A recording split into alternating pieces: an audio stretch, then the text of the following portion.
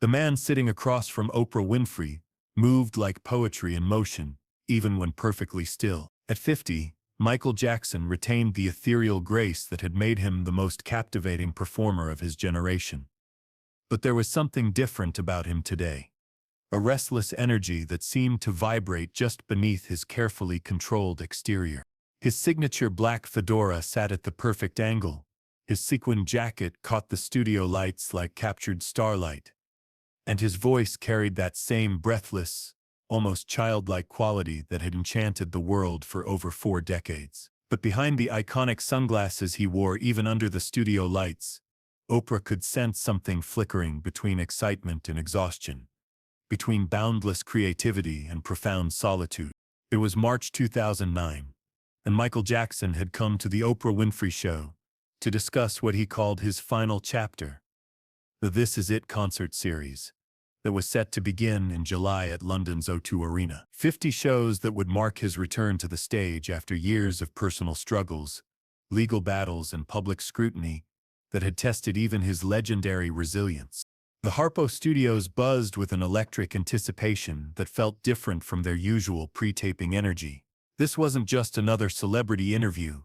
This was the king of pop, the man who had redefined entertainment itself, sitting down for what many sensed might be one of his final major television appearances. Oprah sat in her signature chair, resplendent in a deep crimson silk blouse that commanded attention and respect. After 3 decades of conversations with icons, she had developed an almost supernatural ability to read the emotional landscape of her guests, to sense when someone was performing and when they were revealing truth. And something about Michael today felt both familiar and foreign.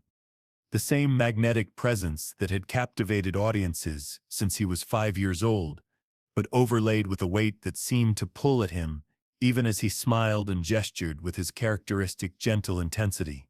Michael wore all black except for the silver details that adorned his jacket, each sequin placed with the precision of someone who understood that every element of his appearance was part of a larger artistic statement. His movements were economical but expressive, each gesture calculated yet somehow spontaneous.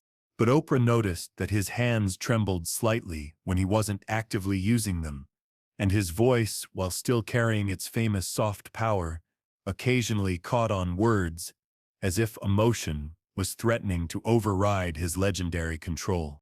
Michael Jackson. Oprah began with the warm authority that had made her America's most trusted interviewer. After years away from touring, you're preparing for what you're calling your final performance series. Tell me about This Is It.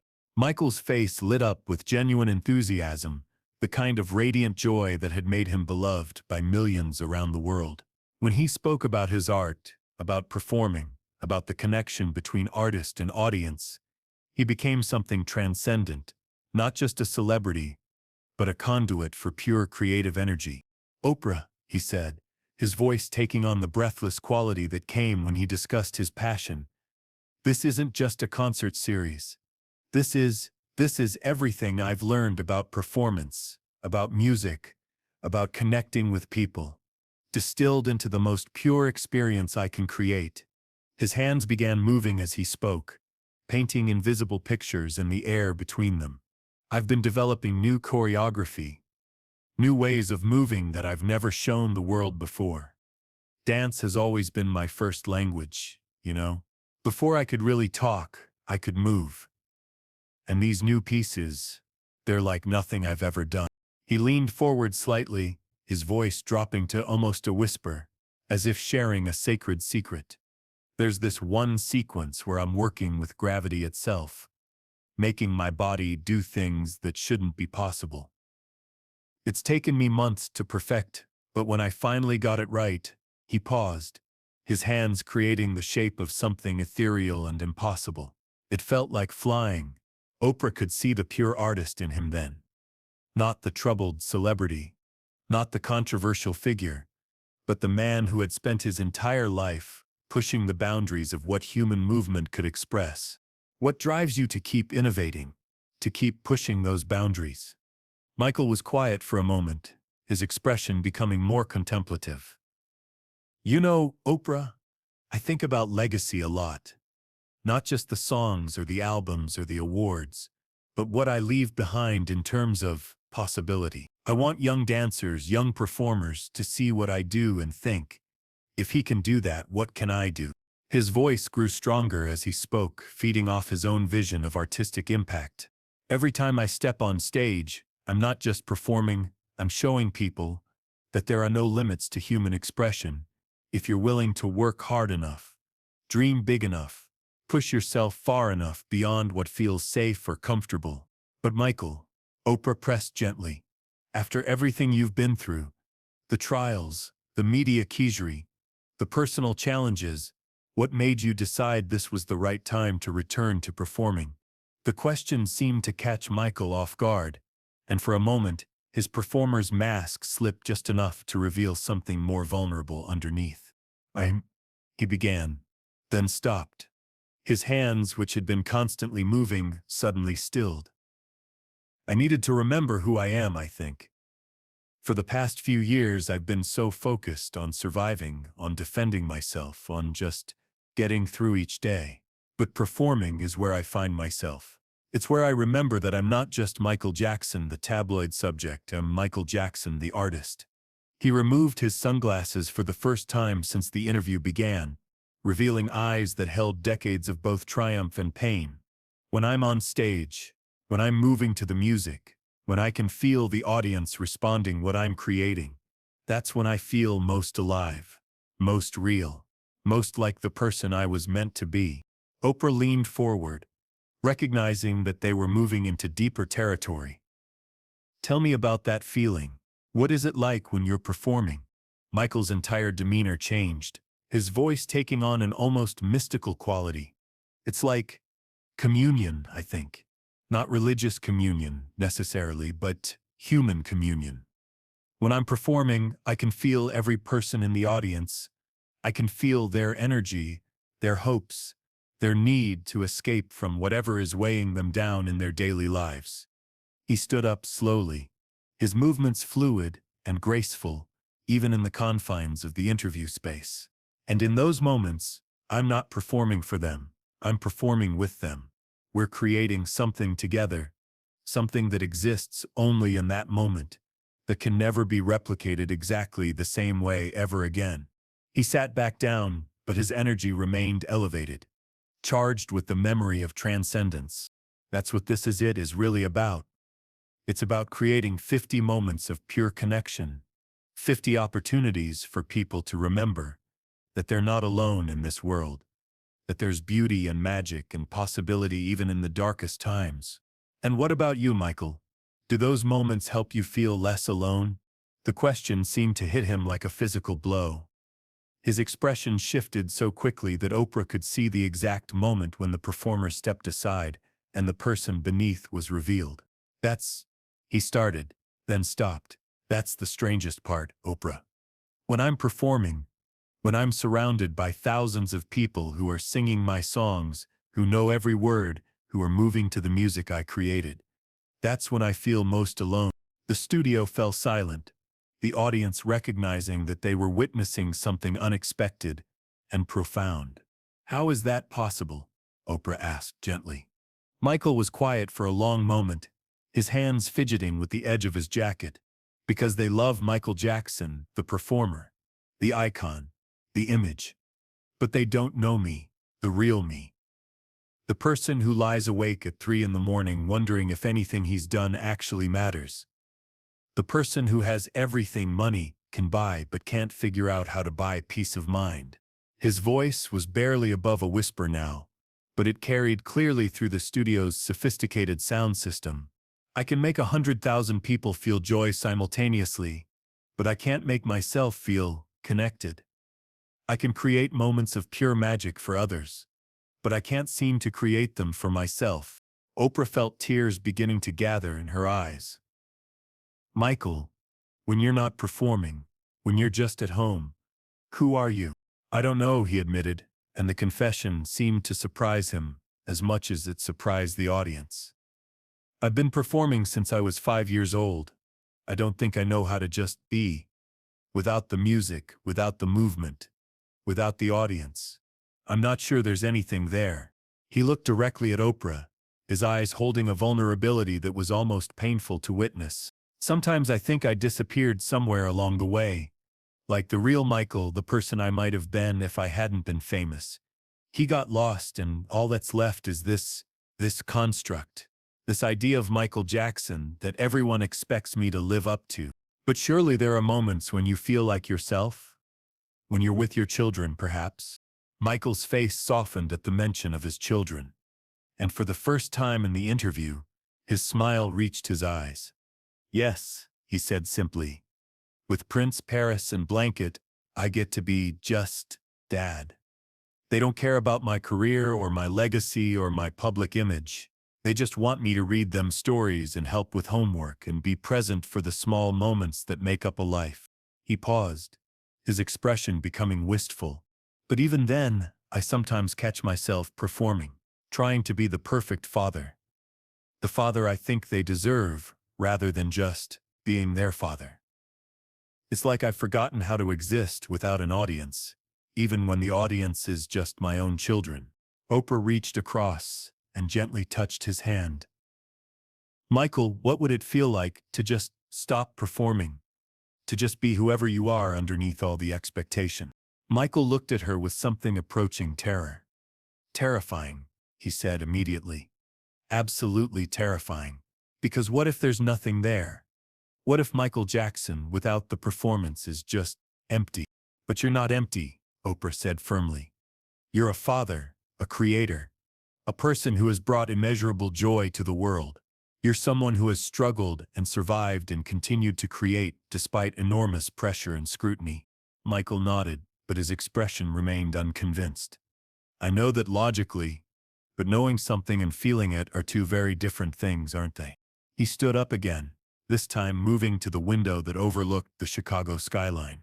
You know what the strangest part of fame is, Oprah? It's not the money or the recognition or even the pressure. It's the way it makes you disappear, while making you more visible than any human being should be. He turned back to face her, his silhouette framed against the afternoon light. Millions of people know my name, my face, my music. But nobody really knows me. And after 45 years of being Michael Jackson, I'm not sure I know me either. What would help you remember? What would help you find that person underneath the performer? Michael was quiet for a long moment, considering the question seriously. Connection, I think. Real connection. Not the kind that happens between performer and audience, but the kind that happens between two human beings who see each other clearly. He returned to his chair, his movement somehow more grounded than before. I have people around me all the time, assistants, bodyguards, managers, advisors. But most of them relate to me as Michael Jackson, the brand, not Michael Jackson, the person. They tell me what they think I want to hear. They manage my image. They protect my interests. But nobody just talks to me. What would you want them to say if they just talked to you? I don't know, Michael admitted. Maybe just, how was your day? What made you laugh? What worried you? What do you dream about when you're not dreaming about performing? His voice grew softer, more introspective. I think I would want someone to ask me questions that don't have anything to do with my career. What's my favorite book? What makes me cry? What do I think about when I'm alone? Who am I when nobody's watching? Oprah was crying now, not bothering to hide her tears. Michael, I'm asking you those questions now. Who are you when nobody's watching? Michael looked at her for a long moment, and she could see him making a choice between the performer and the person, between the image and the truth. I'm someone who's very tired, he said finally. Someone who has spent so much energy being what other people needed him to be that he forgot to figure out what he needed for himself. He paused, his voice becoming even quieter. I'm someone who loves music so much it hurts, who hears melodies in everyday sounds, who can't walk past a mirror without checking his movement, because dance is so deeply embedded in who he is, that it's become involuntary. His hands began moving again, creating small unconscious choreographies as he spoke. I'm someone who worries constantly about his children, about whether they'll be able to have normal lives, about whether his fame will hurt them or help them or define them in ways they don't want to be defined. And I'm someone who is very, very lonely, he continued, his voice breaking slightly. Someone who has everything he ever dreamed of having, but can't figure out why it doesn't feel like enough. The silence that followed was profound, filled with the weight of a conversation that had moved far beyond publicity and into the realm of the sacred. The studio audience, who had come expecting entertainment, found themselves witnessing something much more important. One of the most famous people in the world admitting that fame couldn't solve the fundamental human need for genuine connection. "Michael," Oprah said finally, "what do you hope This Is It will give you? Beyond the artistic satisfaction, beyond the career milestone, what do you personally hope to gain from these performances?" Michael wiped his eyes and took a deep breath, gathering himself. When he spoke, it was with the authority of someone who had looked into the depths and found something worth fighting for. "I hope it reminds me why I started performing in the first place. Not for fame or money or recognition, but because music and movement were the ways I learned to express feelings that were too big for words." He paused, his voice growing stronger. "And I hope that somewhere in those 50 shows and all that music and dancing and connection with the audience, I find my way back to myself. To the person I was before the world decided who I should be." Michael looked directly into the camera, speaking to millions of people he would never meet, but somehow understood completely. "I want those concerts to be my gift to everyone who has ever felt lost, everyone who has ever wondered if they matter, everyone who has ever needed to remember that there's magic in this world, if you're willing to reach for it." As the interview concluded, Michael Jackson stood and embraced Oprah with a gentleness that spoke of gratitude for being seen, really seen, perhaps for the first time in years. The man who had spent his life making others feel less alone had for 45 minutes allowed himself to admit his own profound loneliness. The audience rose in spontaneous applause, but it wasn't the usual celebrity appreciation. It was recognition of something rare and precious. A public figure choosing authenticity over image, vulnerability over performance, truth over comfort. 3 months later, the world lost Michael Jackson. But in those final months, something had shifted. Friends and colleagues would later say that he seemed different after the Oprah interview. Not cured, not suddenly at peace, but somehow more present, more real. As if admitting his struggles publicly had given him permission to stop performing his happiness and start experiencing whatever genuine emotions remained.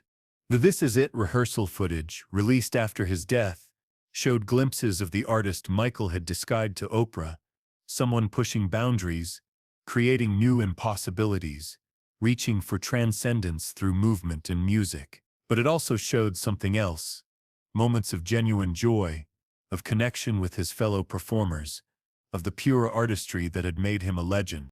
The interview became more than a conversation.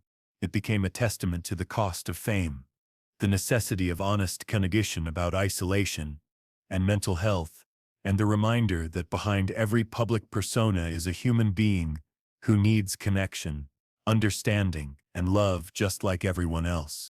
Years later, Oprah would say that the Michael Jackson interview taught her something profound about the relationship between talent and suffering, between the ability to create magic for others and the struggle to find magic in one's own life. It reminded her that the people who work hardest to make others feel less alone often feel the most alone themselves, because sometimes the greatest gift we can give someone isn't entertainment, it's the space to be real, to be seen, to be human in all their beautiful broken complexity.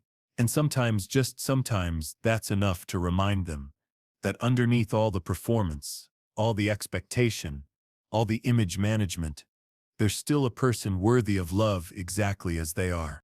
The king's last dance was not on stage, but in the courage to show his face, his real face, to the world one more time.